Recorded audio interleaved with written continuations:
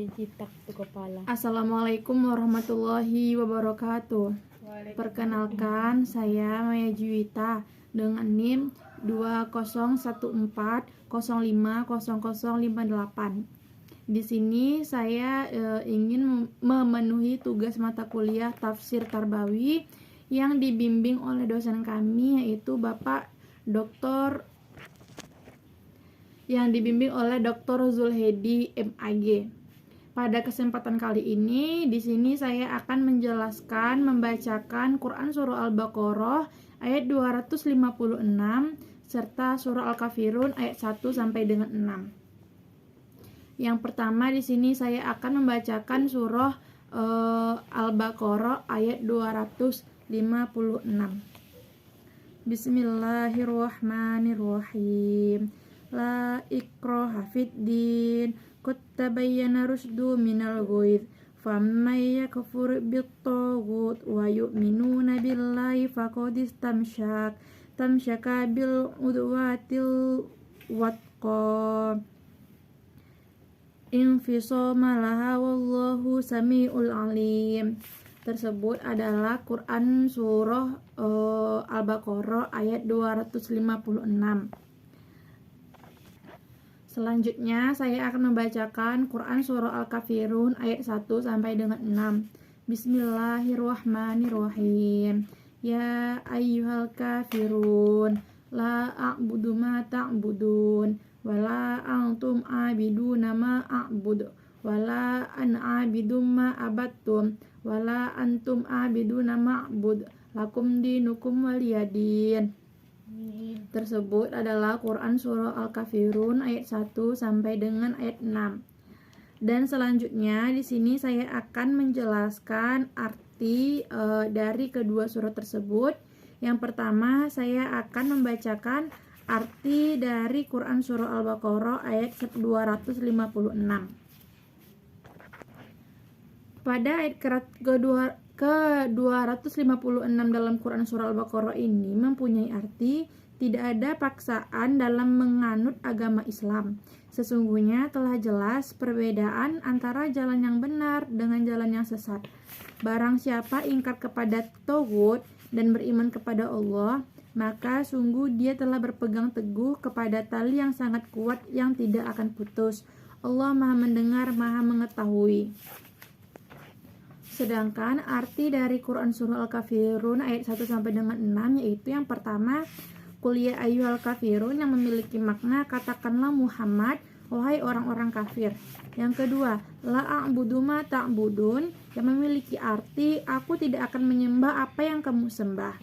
Dan ayat ketiga memiliki arti wala antum abiduna ma a'bud, artinya dan kamu bukan penyembah apa yang aku sembah.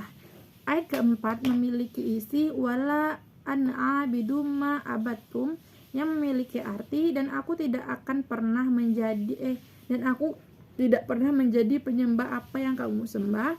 Ayat kelima berisi wala antum abiduna nama a'bud, memiliki arti dan kamu tidak pernah pula menjadi penyembah apa yang aku sembah. Lakum dinukum waliyadin, memiliki makna untukmu agamamu dan untukku agamaku. Dari rangkaian 6 ayat tersebut dirangkum menjadi 3 pokok bahasan isi kandungan tersebut. Isi kandungan yang pertama yaitu Allah hendak menjelaskan bahwa terdapat perbedaan besar antara sifat-sifat Tuhan yang disembah oleh umatnya Nabi Muhammad SAW dan Tuhan yang disembah oleh orang-orang kafir. Sebab Allah Subhanahu wa Ta'ala adalah Tuhan yang Maha Esa dan tidak beranak maupun diperanakan. Pada ayat ini Allah menjelaskan bahwasanya perbedaan antara Allah yang disembah oleh kaum Nabi Muhammad dan kaum kafir itu sangat berbeda, di mana Allah adalah Tuhan yang Maha Esa, Tuhan yang tidak diperanakan dan juga tidak beranak.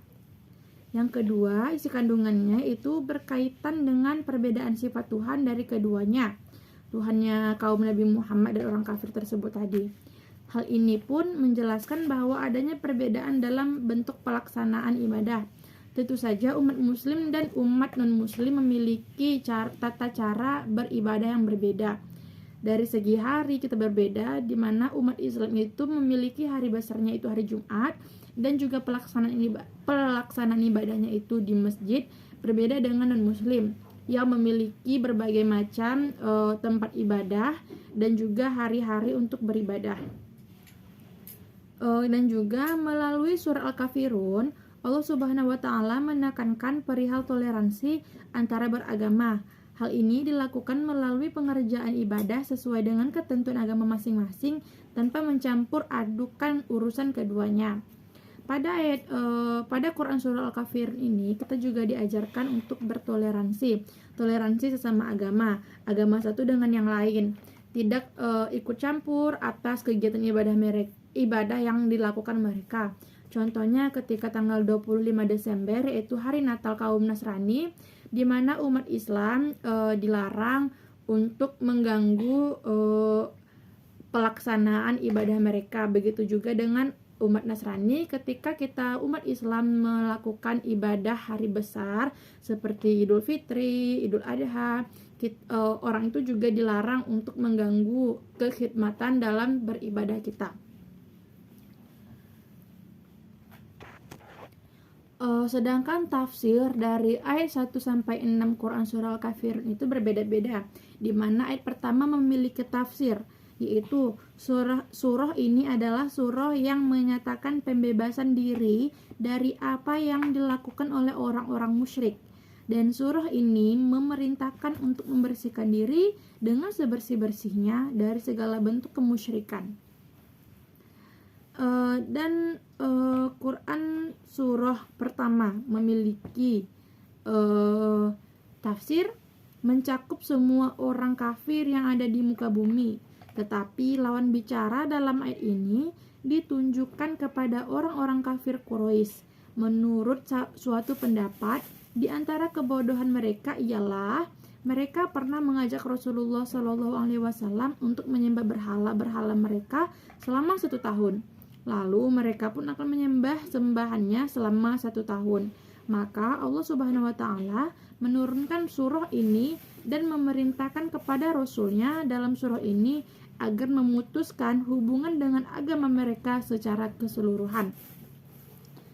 Pada ayat kedua, yakni berhala-hala dan sekutu-kutu yang mereka adakan. Pada ayat ketiga, tafsirnya yaitu yang dimana artinya, dan kalian bukanlah penyembah Tuhan yang kusembah, tafsirnya yaitu Allah semata, tiada sekutu baginya. Lafaz ma di sini bermakna man, kemudian disebut dalam firman-Nya yaitu ayat keempat sampai dengan ayat keempat, yakni aku tidak akan melakukan penyembahan seperti kalian.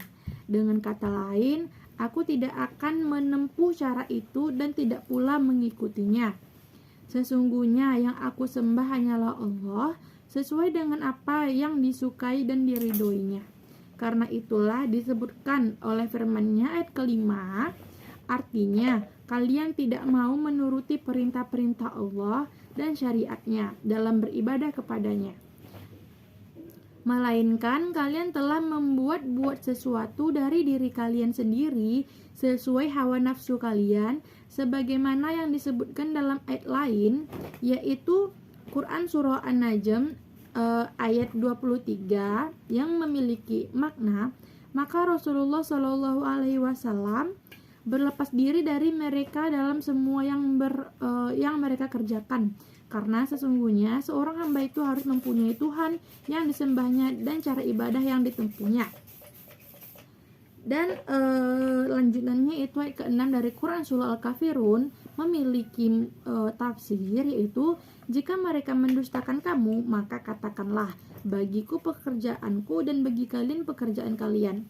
Kalian berlepas diri terhadap apa yang aku kerjakan dan aku juga berlepas diri terhadap apa yang kalian kerjakan.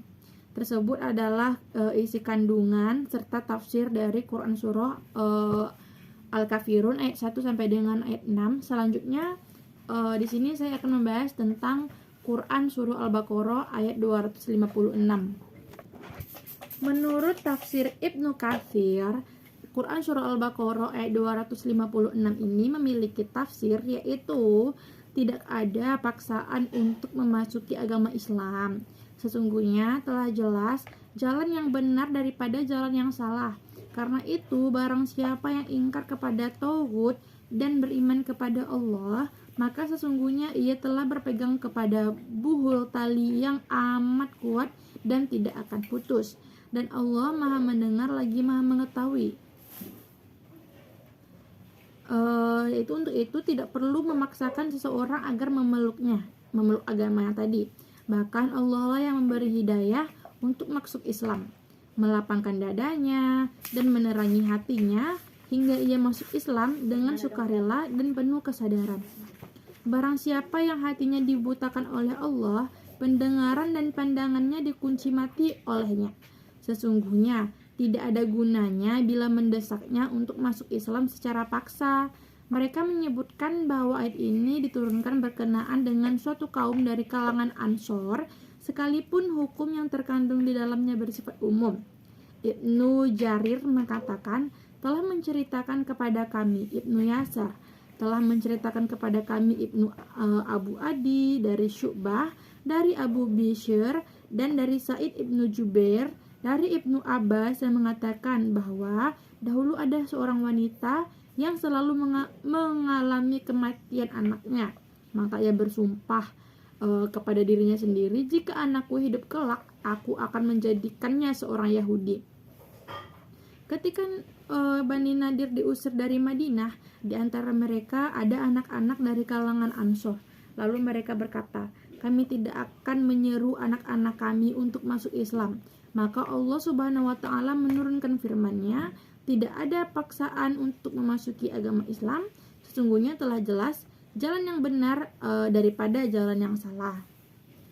Hal yang sama juga disebutkan oleh Mujahid, Sa'id Ibnu Jubair, Asy-Sya'bi, dan Al-Hasan Al-Basri, serta lain-lainnya, bahwa ayat ini diturunkan berkenaan dengan peristiwa tersebut.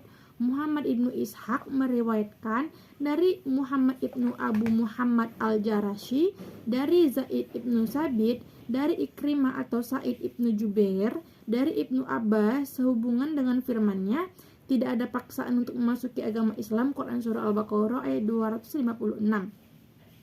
Ayat ini diturunkan berkenaan dengan seorang lelaki Ansor dari kalangan Bani Salim Ibnu Auf yang dikenal panggilan Al-Husaini. Dia mempunyai 2 orang anak laki-laki yang memeluk agama Nasrani, sedangkan dia sendiri adalah seorang Muslim. Maka ia bertanya kepada Nabi Muhammad SAW, bolehkah aku memaksa keduanya untuk masuk Islam?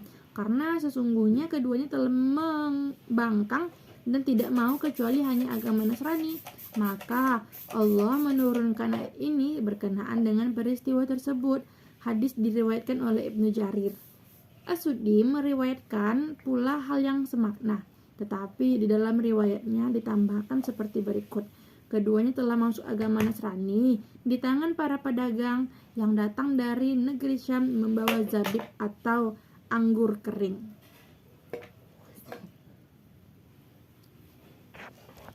Sedangkan tafsir menurut Al-Muyassar atau Kementerian Agama Saudi Arabia, disebabkan kesempurnaan agama ini dan jelasnya ayat-ayatnya, maka tidak diperlukan tindakan pemaksaan untuk memeluknya bagi orang-orang yang diambil jaziah darinya. Bukti-bukti petunjuk itu amat nyata, yang dapat menampakkan mana yang hak dan mana yang batil, petunjuk dan kesesatan. Maka barang siapa yang kafir pada semua sesembahan selain Allah dan beriman kepada Allah, sesungguhnya dia telah teguh dan istiqomah di atas jalan terbaik dan teguh dalam beragama dan memegangi pegangan yang paling kuat yang tidak akan pernah putus. Dan Allah Maha mendengar ucapan-ucapan hamba-hambanya, lagi Maha mengetahui perbuatan-perbuatan mereka dan niat-niat mereka, dan mereka memberikan balasan kepada sesuai amal perbuatan itu. Sedangkan tafsir menurut tafsir Al-Wajiz, yaitu tidak ada paksaan untuk masuk Islam. Sungguh telah jelas ini jalan petunjuk yang jalan keimanan dan hidayah, jalan kesesatan dan kebodohan yang muncul dari keyakinan yang rusak. Mungkin itu saja yang dapat saya sampaikan tentang Quran surah Al-Baqarah dan juga Al-Kafirun. Wassalamualaikum warahmatullahi wabarakatuh.